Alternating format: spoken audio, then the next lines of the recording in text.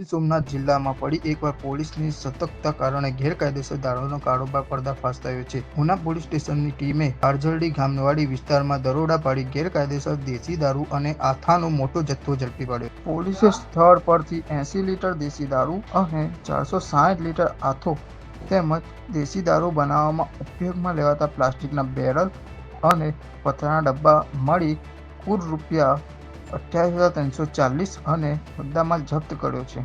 આ સમગ્ર મામલે કરશન ગાંડાભાઈ બામડિયા નામનો આરોપી ઘટના સ્થળેથી ફરાર થઈ ગયો છે. આરોપીને ઝડપી પાડવા માટે ઉના પોલીસ સ્ટેશન વિશેષ ટીમો બનાવીને વિવિધ દિશામાં શોધખોળ તેજ કરી છે અને પોલીસનું ચક્રો ગતિમાન ચાલુ કર્યું છે.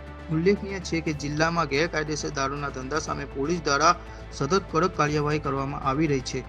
ઉના પોલીસની આ કાર્યવાહીથી દારૂના કારોબારીઓમાં ફફડાટ ફેલાયો.